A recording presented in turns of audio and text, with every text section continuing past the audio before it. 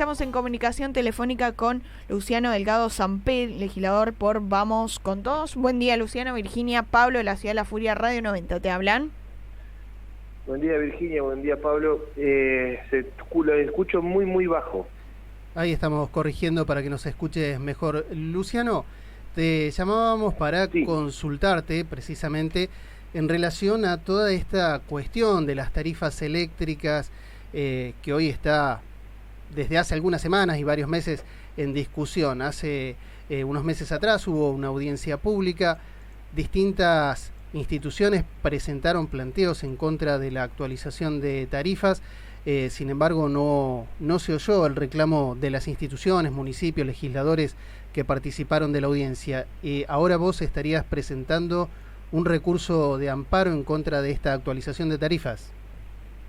Sí, bueno, para más o menos contextualizar a todos los oyentes y a todas las oyentes, el reclamo que empezamos a generarlo fue en enero de este año, sabiendo de lo que se iba a venir. El gobernador tarde empieza a actuar en defensa de la tarifa Comahue, de lo que nosotros le planteábamos, porque a nosotros nos están cobrando. Primero que nosotros pedíamos que a las hidroeléctricas, por el uso del agua, cobremos mucho más que lo que puso la legislatura, que fue un 5% de facturación. Nosotros pedíamos por metro cúbico turbinado que de 9 millones de dólares que va a facturar la provincia íbamos a facturar 1.000 millones de dólares. Eso, con eso podíamos subsidiar a nuestra gente.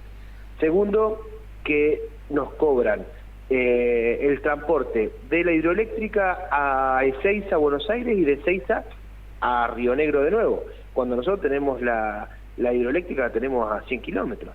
Entonces, lo que nosotros pedimos, en febrero lo pedimos a eso, es que se revierta y vuelvan a poner la tarifa que se llamaba antes tarifa Comahue, que no nos cobraban el transporte. Eso por un lado. Sí. Por otro lado, lo que nosotros planteamos es que no quiera desviar el gobernador el foco de atención hacia el gobierno de Milei, que tiene una responsabilidad en la factura del 53%, porque el 47% de la suba de la factura es del gobierno provincial, que le autoriza a Edersa, a través del EPRE, un aumento del 302%, le autorizó después de la audiencia pública del 8 de abril, en el cual yo participé, y fui el único legislador que participó de la audiencia pública, como también participé de la de el CEP de Bariloche, y le autorizaron un 302% desde enero a la fecha a Edersa, y la inflación fue del 79,8% en Argentina. Entonces hay un desfasaje total de lo que nos están cobrando. Estamos pagando la electricidad más alta del país, después de otra provincia, 2 provincias, pero somos la más alta del país. Entonces es una locura que nosotros generamos la electricidad, porque es de nuestra agua de donde se sale. El 20% de nuestra energía del país la generamos en nuestras hidroeléctricas, y estamos pagando la energía mucho más cara que todo el resto del país. Entonces, nosotros lo que planteamos fue, primero hicimos todos los pasos procesales administrativos. Nos presentamos en la audiencia pública, presentamos el reclamo para que den de baja las resoluciones de aumento que hizo el EPRE, también dentro de los 10 días hábiles, como dice la ley, y ahora nos vamos a presentar a la justicia, porque es el último ratio, el último lugar donde nos queda para que podamos defender a nuestra gente de aumentos que, por ejemplo, te doy un ejemplo, una persona con discapacidad de Quinta 25 de General Roca recibió de 50.000 pesos que pagaba de luz, se fue a 370.000 pesos. Entonces, no lo puede pagar. Imposible. No lo puede pagar porque no tiene trabajo tampoco. Y una empresa, una maderera de la industria de la madera, valga la redundancia, el UNEI, que es una cooperativa con 40 empleados, pasó de 300.000 pesos en noviembre a 5 millones ahora. Entonces tiene que cerrar, o sea, 40 familias se quedan sin trabajo y con la boleta de la luz cara. Es una tormenta perfecta para que cierre las empresas, la gente genera más desocupación, más pobreza. Ni hablar del alumbrado público, que vino con un 200%, con un 300 y pico de % de aumento. En los municipios que no tienen nada que ver con esto, solamente trasladar a la gente, tampoco lo van a pagar, pero el municipio lo tiene que pagar sí o sí. Entonces genera una deuda. Entonces es toda una bola de nieve que, si el gobernador no hace lo mismo que hizo Quintela, el gobernador de La Rioja, que dijo no doy aumento a la empresa de lo que maneja la provincia, no le dio aumento hasta octubre. Después vemos, pero por lo menos que pase el invierno. Claro. hasta acomodar un poco las sandías en el viaje, diría mi abuelo, pero por lo menos empezar a ver que un panorama y hacerse cargo la provincia del mismo desfasaje. Lo que pasa es que este gobernador no tiene ninguna resistencia, porque hay parte de la oposición que también lo ayuda a él a que el EDERSA sea el gran negocio de una sola familia, como la familia Neus, y no es el motor de la economía como debe ser la electricidad. Porque vos fíjate que hay oposición, nosotros juntamos 11 firmas para interpelar a la secretaria de Estado de Energía de Río Negro para que vaya a la legislatura a dar explicaciones, y no quiere firmar el PRO. Y también hay que interpelar al PRO por qué no quiere firmar, y prefiere ir a reunirse a pedir explicaciones con el EPRE. ¿Qué le dijo el EPRE? Nada, le dijo la culpa es de Milei, la culpa es de del otro, nunca la culpa es propia. Y mientras tanto, ¿qué pasa? Pasa que a la gente le sigue aumentando la luz, la EDERSA encima que maltrata en el trato a la gente cuando va a reclamar, le dice haga el reclamo por el EPRE, no hay solución y la gente sigue pagando. Y como puede, se endeuda y saca un crédito y saca otro hasta que no pueda pagar más y le van a cortar la luz. Y es desesperante, ¿eh? Sí, seguro. Justamente estaba recordando esta información o este flyer que sacaron desde la Federación de Entidades Empresarias de Río Negro, donde decían que se busca legislador porque, bueno, había 11 que estaban dispuestos a interpelar a Andrea Confini, la secretaria de Energía de la provincia, y al EPRE por los aumentos. Sin embargo, esto todavía no tuvo ningún tipo de avance. Porque aparte te cuento algo, Pablo, las industrias de la fruta, estuve hablando ayer, me reuní con los consorcios, después también me reuní con los dueños de los frigoríficos, y lo que me están planteando es que ya no es competitiva la fruta por el precio que va a tener en los galpones en los frigoríficos, por el costo de la luz, ya no es rentable, van a quedar más caros y no saben a quién se la van a vender después. Ese es el problema. El problema es que por eso nosotros vamos a hacer un amparo colectivo, pero a la vez va a estar segmentado.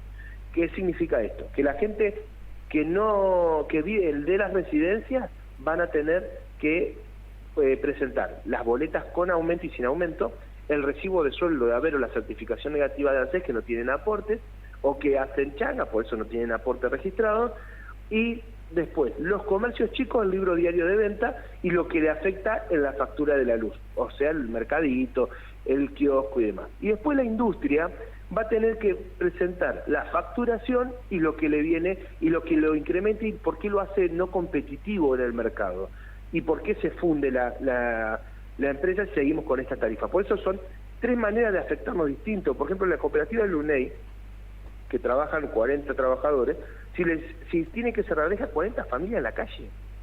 Entonces, y así los frigoríficos, y así va a pasar con toda la industria. La industria que nosotros tanto decimos que queremos defender, y más el PRO, cuando habla el PRO de defender a los emprendedores y demás, la manera de defender a los emprendedores es cuidándole el bolsillo de los ajustes, porque encima que se vende poco, por el ajuste que tiene cada uno de los bolsillos, imagínate si la gente tiene que salir, tiene que elegir entre comer o pagar la boleta de la luz. Entonces, el comerciante tiene que elegir entre pagar los sueldos de sus empleados o pagar los servicios. Entonces van a seguir cerrando. Lo que nosotros tenemos que hacer son medidas concretas, ir a la justicia, reclamos concretos en la legislatura de Río Negro. Para eso nos votó la gente, para eso nos va a interpelar.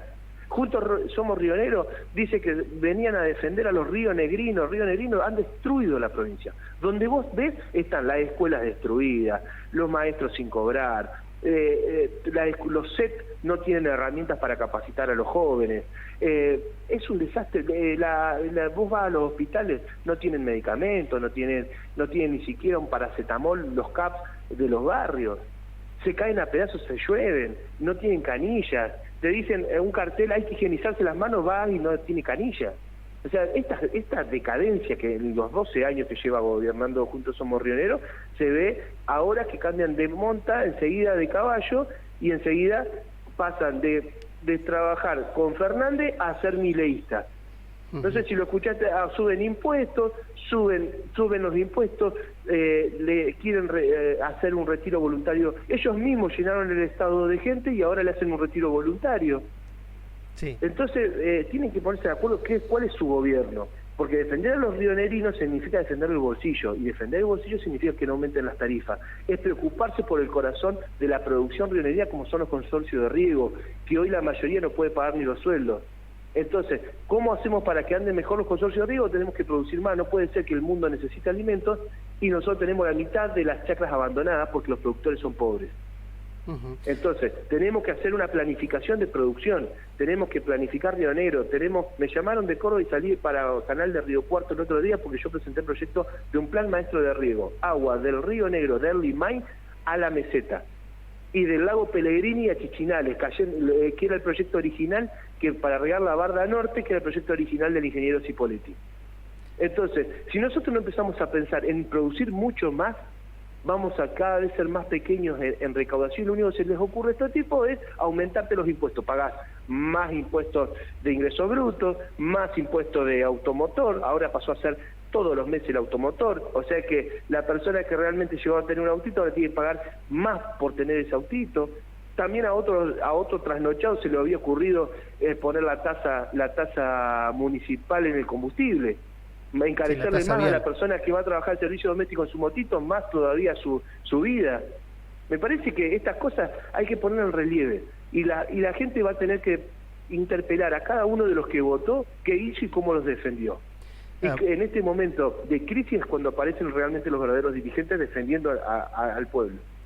Más allá de los partidos. Sí, decía el general Perón, primero la patria, después el movimiento y por último los hombres. Yo le agrego primero la gente, después la provincia y por último el partido.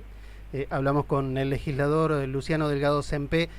Luciano, si bien las expectativas en cuanto al amparo siempre son las positivas, que se resuelva favorablemente a favor del reclamo, ¿cuál es la expectativa que tienen real de que la justicia rionegrina les dé la razón en esta medida y se frenen todos estos incrementos tarifarios? Es muy difícil, yo en esto también soy realista, es muy difícil que la justicia rionegrina, como viene fallando hablando de fallos, no de fallando de las sentencias, fallar, de errar, como viene fallando, se ponga del lado, pero quiero creer que se van a poner del lado de su tía, de su abuela, de su hijo, de su nieto. El juez que tome la causa, que se ponga realmente en los pantalones de la persona que no puede pagar la luz y que le van a cortar la luz, y que hoy la luz es esencial a la vida, porque hoy con luz vivimos, todo es eléctrico, todo tiene energía. Entonces sí o sí no podemos ser rehenes de una empresa que se le ocurre aumentar, que es un monopolio que maneja casi el 80 y pico % de nuestra provincia. El territorio de nuestra provincia lo maneja Edersa. Por lo tanto, si Edersa nos sigue aumentando, somos presos de ese monopolio. Entonces ellos, por ejemplo, arreglan la paritaria con los empleados y se lo traslada a precios. ¿Qué pasa? Usted en una carnicería arregla el sueldo con el empleado, lo traslada a precio y puede ser que otra carnicería lo tenga más barato. Por lo tanto, se va a ir a otra carnicería. Usted no puede trasladar todo ese aumento a precio. Acá en la luz sí, acá en la energía sí, porque somos rehenes. Y eso lo votó la legislatura anterior. Y por más que yo no me estoy peleando con los trabajadores, porque siempre quiero que los trabajadores estén bien pagos, porque merecen estar bien pagos, pero el riesgo empresarial lo tiene que correr la empresa, porque si no es todo ganancia, si no es cazar en el zoológico, y es una locura. Nosotros tenemos que defender al pueblo rionegrino, y dentro de ese pueblo rionegrino también están los trabajadores de Edersa, porque el trabajador de Edersa, cuando deja de ser trabajador, va a comprar a la carnicería, que aumenta los precios terriblemente porque la energía se le va, y también le afecta. Entonces todo es un combo y tenemos que pelear todos juntos. Por ejemplo, le doy otro ejemplo, los empleados del petróleo quedan exentos de pagar impuestos a las ganancias. Tenemos que pelear todos juntos para que nadie pague impuestos a las ganancias, porque acá creo que reina el individualismo. Yo me salvo solo, peleo para mi quintita y mi quinta la salvo, listo, fue. Los intendentes pasa lo mismo, yo peleo solo, los gobernadores pelean solo para su provincia, arreglan con el gobierno. Tenemos que pelear en conjunto, porque acá nadie se salva solo. Acá todo es en conjunto, todo tiene que ser colectivo, porque si no termina en que es injusto. Por ejemplo, le digo lo que va a pasar con exceptuados de ganancia de los petroleros. El petrolero en Boca de Pozo paga, el administrativo, perdón, no paga, el administrativo paga, y el camionero que lleva la arena del fracking paga ganancias. ¿Me entiendes? Es muy injusto, cuando es toda la misma actividad. Luciano, vos recién... Entonces, tenemos... Recién mencionabas dos temas también importantes en cuanto a la provincia. Hablabas de los consorcios de riego y la imposibilidad de que paguen sueldos a los trabajadores que desempeñan las funciones. También en relación a esto, ¿has hecho algún tipo de planteo al gobierno provincial? Sí, le mandé al gobernador y al ministro de Producción que otorguen un subsidio a los consorcios de riego para que puedan hacer la limpieza antes que empiece la temporada, pues es tan complicado por el tema de la macroeconomía, le está afectando a todos, y en especial los consorcios. Si bien los consorcios tienen un 80% de recaudación, pasa que la recaudación la tienen después de la cosecha. Sí. Entonces, el problema también es que no tienen máquina, y para comprar máquinas, hoy en dólares, es muy caro. Por eso mismo, esta semana o la semana que viene, a principio de semana, vamos a estar presentando un proyecto que es para que la industria carburífera, las pymes de la industria carburífera puedan donarle a los consorcios de riego maquinaria, previo peritaje del Ministerio de Economía, por un técnico que diga que avale que las máquinas tienen 10 años de uso o 15 años más de uso, porque no le da el mismo uso un consorcio de riego que una empresa en el petróleo. Entonces, la provincia le reconoce el valor de esa máquina, el 50% en crédito fiscal. Entonces, vamos a lograr poder equipar a los consorcios de riego. Y aparte le mandé que ver la manera de que los consorcios, hacerse cargo de los aportes patronales de los consorcios de riego por 6 meses o un año a la provincia, para poder darle un poco de aire para que se acomoden las cuentas. Como decía, te vuelvo a repetir, mi abuelo, en el viaje se acomodan las sandías. Entonces tendríamos que ver si en agosto esto repunta. Yo no veo un repunte de la economía, pero por lo menos darle aire hasta que empiece la cosecha. Otro de los temas que mencionabas era el aspecto de la salud pública, ¿no? Y en este año donde tuvimos al principio de la gestión actual del gobierno estos reclamos salariales por parte de los trabajadores de la salud, pero acompañado con esta falta de provisión de insumos. Y un caso particular que justamente teníamos ayer en la radio era una vecina de Ingeniero Huergo que está en tratamiento oncológico y hace 4 meses que no puede recibir las pastillas necesarias para hacer su quimioterapia. ¿Qué es lo que se puede hacer desde la legislatura para solucionar estos inconvenientes y la atención de la salud pública de los vecinos? Mira, nosotros de la legislatura hacemos pedidos de informe y yo particularmente le he enviado notas al gobernador, he recorrido cada uno de los nosocomios de la provincia y de las salitas y he visto la decadencia que es está el sistema de salud. El sistema de salud, me he reunido también con los profesionales, con los jefes de cada área, para ver cuál es el sistema desde adentro, cuál es la problemática, y la verdad que deja mucho que desear. Está quebrado el sistema de salud de 12 años de gobierno de Juntos Somos Rioneros, porque quieren hacernos creer que son 7 meses de gobierno de Alberto Beretiné. Alberto Beretiné gobierna desde el 2012, lo cual hace 12 años que está en el gobierno y que cada vez está peor la salud pública, con una transferencia excesiva a lo privado, por lo cual han desmantelado los hospitales públicos. Ejemplo, el de Allen es una cáscara vacía porque adentro no tiene médicos. La provincia de Neuquén paga el doble, por lo tanto los médicos están yendo a la provincia de Neuquén o se van al privado. Nosotros acá, en el hospital de complejidad 6, el hospital no tiene guardia ginecológica. Entonces estaban derivando a Regina, los partos estaban derivando a Regina o estaban derivando a Cipolletti o a mismo Allen. ¿Me entiendes? Eso, estamos hablando de General Roca, que es cabecera, que es el hospital regional cabecera. Sí. Hay 3, Viedma, Roca y Bariloche. Bueno, ni hablar de los CAPS. Los CAPS no tienen ni siquiera paracetamol para darle a la gente. Entonces, el medicamento de Huergo, y después, bueno, quiero hablar de Huergo, que la escuela especial laboral de Huergo, hay chicos que todavía no empezaron las clases. Todavía no empezaron las clases porque la combi tiene una falla en el motor, licitaron con la combi rota. Lo mismo que había pasado acá, hasta que yo no fui a la reunión y ahora van a realizar una reunión de los padres a la cual voy a ir. Una locura que los chicos no hayan empezado el ciclo escolar y nadie lo dice. Sí, pero como eso que lo no voy a los hablar tienen después. en cuenta. Lo que me interesa también es recalcar el tema de salud. Y el tema de salud es gravísimo. Es gravísimo porque mientras prometen un hospital nuevo en Darwin, que lo merece Darwin un hospital nuevo, pero no podés mantener lo que tenés.